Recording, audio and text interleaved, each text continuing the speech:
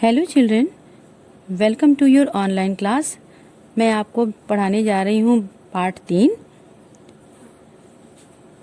दल नायक की सूझबूझ।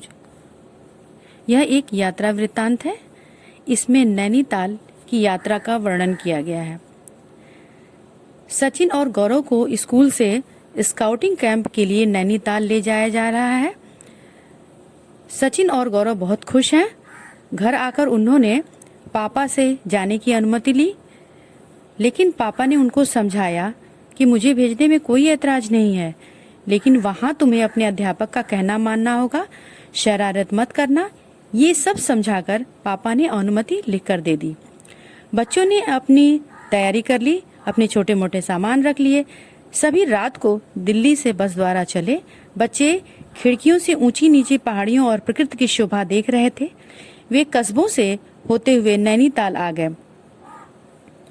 उन्होंने नैनी झील देखा, जिसकी वजह से इस शहर का नाम नैनीताल है। शिविर में पहुंचकर सब अपने अपने ड्यूटी पर लग गए। सभी ने मिलकर टेंट लगाया। दल नायकों ने अपने अपने दल के सभी सदस्यों की उपस्थिति की रिपोर्ट दी। हंसी खुशी के साथ सामूहिक भोजन संपन्न हुआ। अगले दिन नैनीताल के दर्शनीय स्थल घूमे देखे। नैना देवी मंदिर, लकड़ी का बना सुंदर राजभवन देखने गए। नैनीताल की सबसे ऊंची चोटी चाइना पीक देखा। चाइना पीक चीनी बाबा नाम के एक संत रहते थे। इन्हीं के नाम पर इस पहाड़ी का नाम चीना पीक पड़ा, जो बदलते बदलते चाइना पीक हो गया। रास्ता काफी घुमावदार था। सचिन ने घुमावदार रास्ते न जाकर सामने से ही पहाड़ी पर चढ़ दल के साथियों से पहले पहुंचकर उन्हें चौंका देना चाहते थे, और दल के आगे बढ़ते ही वे दोनों पहाड़ी की ओर बढ़ चले। अब सचिन और गौरव चलते चलते काफी थक गए थे। वे काफी ऊंचाई पर पहुंच गए थे। उनके साथी भी उनसे बिछुड़ गए थे। दल नायक दोनों का साथ न देखकर पीछे देखने भी आया। फिर सोचा कि कहीं वे शिविर में वापस तो नहीं चले गए। उसने साथियों की मदद से शिविर में भी पता किया। सचिन और गौरव को लगा कि उन्होंने साथ छोड़कर बहुत बड़ी भूल की। सचिन और गौरव ने सहायता के लिए पुकार लगाई, लेकिन आसपास कोई भी नहीं था। सचिन और गौरव लगभग रुआंसे स्वर में बोले, हम गलत रास्ते से आकर यहाँ फंस गए हैं, हमें बचा लो।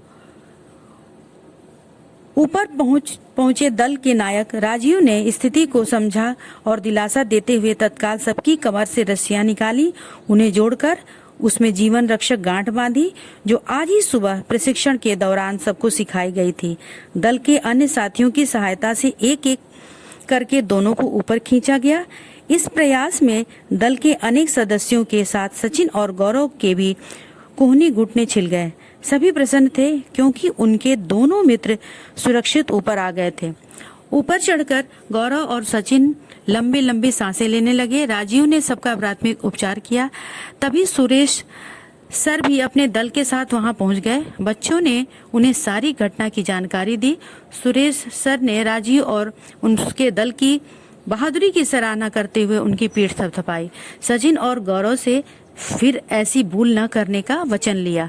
सभी ने ऊंची चोटी से नैनी झील और शहर की सुंदरता को देखा। अपने कैमरे से चित्र खींचे। चोटी से नैनी झील पानी से भरी हुई नन्ही कटोरी सी लग रही थी।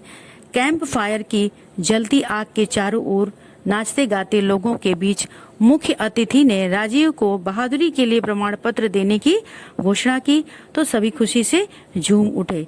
इस पाठ को रजनीकांत शुक्ल ने लिखा है।